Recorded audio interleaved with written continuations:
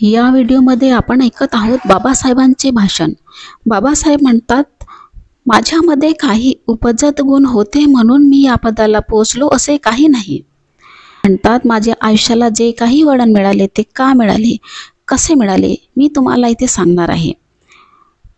ते म्हणतात, माझे 3 गुरु आहेत। प्रत्येकाला गुरु असतातच, तसे मलाही आहेत। मी काही संन्यासी नाही की बैरागी नाही, पण मला गुरु आहेत। मला पहिले आणि श्रेष्ठ गुरु बुद्ध होय। मी 10-12 वर्षाचा असताना माझे वडील कबीरपंथी साधू होते, हे मला तेव्हापासून आठवतं। बाबासाहेब म्हणतात, माझ्या वडिलांचे घर धर्मासन म्हणता येईल, तसेच विद्यासन असेही म्हणता येईल। माझे वडील विद्येचे भक्त होते, तसेच ते धर्माचे चाहते होते। माझ्या लहानपणी रामायण, महाभारत इत्यादी सर्व ग्रंथाचे त्यांनी माझ्याकडून पारायणे करून घेतली होती। रामायण महाभारत वाचून माझ्या मनावर फार मोठा परिणाम झाला होता। माझे वडील मला म्हणत, आपण गरीब असलो म्हणून भिण्याचे कारण नाही, तू विद्वान का होऊ शकत नाहीस। बाबासाहेब म्हणतात, मी मॅट्रिकची परीक्षा पास झालो होतो। त्यावेळी चाळीतल्या लोकांनी माझ्या वडिलांची इच्छा नसतानाही दादा केडुस्करांच्या मदतीने माझा सत्कार करायचं ठरविलं होतं। माझे वडील म्हणायचे, नको सत्कार, मुलांचा असा सत्कार केला म्हणजे त्यांना पुढारी झालो असे वाटते। त्यावेळी शेवटी सत्कार झालाच आणि दादा केडुस्करांनी मला एक बुद्धाच्या चरित्राचं पुस्तक बक्षीस दिलं होतं। हे पुस्तक वाचल्यानंतर माझ्यात काही निराळाच प्रकाश पडला। मारुती, सीता, राम वनवासाला गेला, धोब्याच्या सांगण्यावरून सीतेचा त्याग, कृष्णाच्या 16 सहस्त्र बायका, ह्या गोष्टी काहीतरी भयंकरच वाटल्या। ह्या गोष्टी माझ्या मनाची पकडच बाबासाहेब म्हणतात, परंतु बुद्ध धर्माच्या त्या अभ्यासाने मला जास्त अभ्यास करावासा वाटला। त्या धर्माची पकड माझ्या मनावर कायमची आहे व माझी अशी ठाम खात्री झाली आहे की जगाचं कल्याण फक्त बुद्ध धर्मच करू शकेल। हिंदू लोकांना आपले राष्ट्र जगवायचे असेल तर बुद्ध धर्मच स्वीकारला पाहिजे असे माझे नेहमीचे सांगणे आहे। बाबासाहेब म्हणतात, माझे दुसरे गुरु कबीर होय। माझे वडील कबीरपंथी होते, त्यामुळे कबीराच्या जीवनाचा आणि तत्वाचाही माझ्यावर फार मोठा परिणाम झाला। माझ्या मताप्रमाणे कबीराला बुद्धाच्या तत्वज्ञानाचे खरे रहस्य कळले होते। मी मोठा कोणालाच म्हटले नाही, गांधीला मी महात्मा म्हटले नाही, कारण कबीराने म्हटले आहे, माणूस होना कठीण है तो साधू क्या बने। जो माणूस झाला नाही तो महात्मा कसा होईल। आणि माझे तिसरे गुरु म्हणजे ज्योतिबा फुले होय। ब्राह्मणेतरांचे खरे गुरु तेच होत। शिंपी, कुंभार, न्हावे, कोडी, महार, मांग, चांभारांना माणुसकीचे धडे फुल्यांनीच दिले आणि शिकविले। बाबासाहेब म्हणतात, हे असे माझे 3 गुरु आहेत। यांच्या शिकवणीने माझे आयुष्य बनले आहे। यानंतर माझे 3 उपास्य दैवतही आहेत। कोणाची मरीआई, खंडोबा अशी दैवते असतात, तशी माझे 3 दैवते आहेत। माझे पहिले दैवत विद्या होय। विद्येशिवाय मानवाला शांतता नाही आणि माणुसकीही नाही। विद्या ही सर्वांना अवगत झाली पाहिजे, ती महासागरासारखी आहे। बुद्धाने एकदा म्हटले आहे की बुद्ध धर्म हा शुद्ध आहे, इथे भेदभाव नाही। श्रमण, भिक्षू, ब्राह्मण, भंगी, मग तो कोणीही असो, सारे एक आहेत। माझ्या संघात येण्यापूर्वी नदी नाला मग कोणतेही असो, यमुना असो, ब्रह्मपुत्रा असो, गंगा, गोदावरी, कोणतेही नदी असो, ह्या सर्व नद्या आपल्या प्रांतातील सागरात गेल्या, त्याचे पाणी एक झाले की हे पाणी मग सांगता येणार नाही की हे यमुनेचे आहे की गंगेचे आहे की गोदावरीचे आहे। तेव्हा माझा संघ हा महासागरासारखा आहे, जात पात नाही, तुम्ही सर्व एक आहात। तुझी विद्येची आवड आहे ना, मग ती। बाबासाहेब म्हणतात, ज्याप्रमाणे माणसाला जगायला अन्नाची आवश्यकता आहे, तशीच विद्येचीही आवश्यकता आहे। ज्ञानाशिवाय तो काय करू शकेल। ब्राह्मणांनी आम्हाला विद्या दिली नाही, धर्माचे कायदे आमच्या आड आले आणि आमची विद्या हिरावून घेतली। आपले लोक समजत की दगड ही विद्या, म्हणून आपल्या धार्मिक समजुती अति आहेत।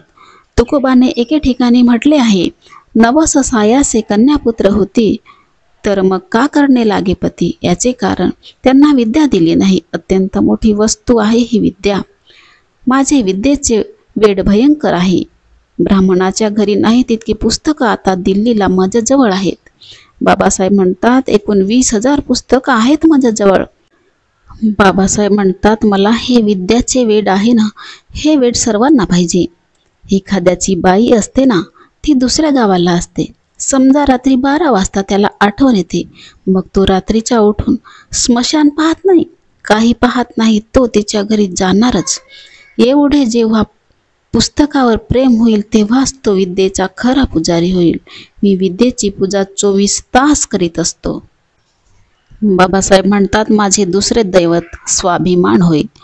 मी कोणाची याचना केली नाही. माझं ध्येय असं होतं की माझं पोट तर भरलं पाहिजे आणि माझ्या लोकांची सेवा केली पाहिजे. बाबासाहेब म्हणतात, डॉक्टर परांजपे यांच्या विनंतीने एका महाविद्यालयात इकॉनॉमिक्सचा प्रोफेसर झालो होतो. तेव्हा मला त्यांनी 13 व्याख्यान देण्यासाठी सांगितले. मी म्हणालो, फक्त 4 व्याख्यान देईन. पडलं तर ठेवा, नाहीतर माझा मार्ग मला मोकळा आहे. कारण मला माझ्या लोकांची सेवा करायची होती. त्यासाठी वेळ हवा होता. पोयबावडीच्या नाक्यावरच्या 48 व 50 नंबरच्या खोलीत मी कण्याचा भात आणि कण्याची भाकरी खाल्ली, पण समाजसेवेला सोडून भारी पगाराकडे वळलो नाही. मार्ग निघाला. लोकांनी थैली स्वीकारून घरे बाबासाहेब म्हणतात, मी माझे स्वतःचे पोट स्वतःच भरून मी काही सेवा करायची ती केली. नोकरी मला करायची नव्हतीच. कोणीही गव्हर्नर जनरल येऊ, त्याच्याशी माझी मैत्री असे.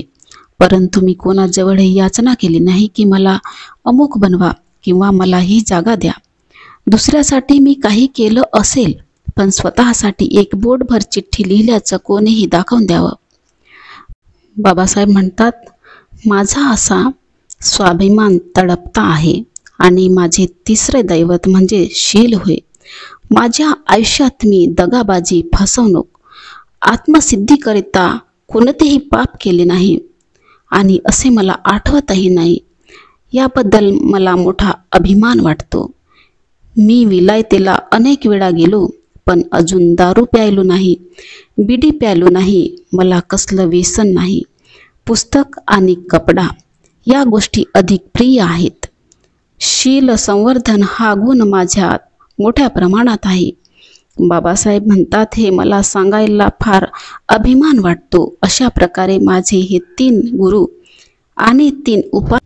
बाबासाहेब म्हणतात, या पदाला मी पोहोचलो हे त्याच्या शक्तीमुळे होय. मी मात्र केवळ कारण आहे. त्याचा मी बनलेला एक पुतळा आहे. तेव्हा त्याचं अनुकरण करा. तुम्ही माझा समारंभ केला तो व्यक्तिकरित्या केला नसून या 3 दैवतांचा आदर्श केला आहे.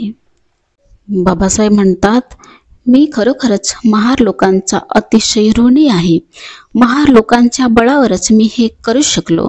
माझा 30 वर्षाचा अनुभव आहे. महार रणशूर आहेत, लढाऊ आहेत. ते लढू शकतात, त्याग करू शकतात.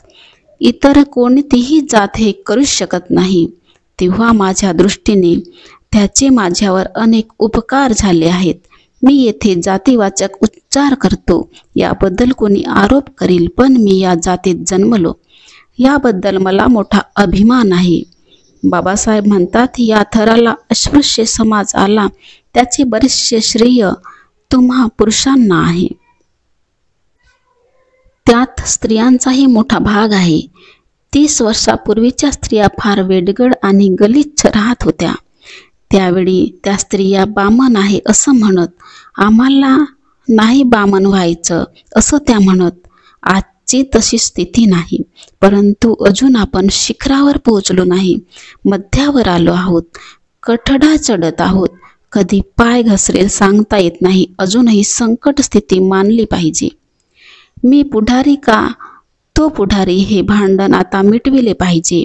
सार्वजनिक कार्याला मदत करा. हजारो प्रकारच्या संस्था दानधर्म करून जातीचा उद्धार करतात. कोकणस्थ ब्राह्मण, देशस्थ ब्राह्मण, सारस्वत ब्राह्मण, प्रभू इत्यादी ब्राह्मणाच्या संस्था आहेत. त्यांनी आपल्या जातीच्या विद्यार्थ्यांना विलायतेला पाठविले आहे, मोठ्या हुद्द्याच्या जागा मिळवून दिल्या आहेत. त्या गोष्टी ध्यानात घेऊन महिन्याला 1 रुपया द्यायचं ठरवलं तर वर्षासाठी कितीतरी कार्य होईल.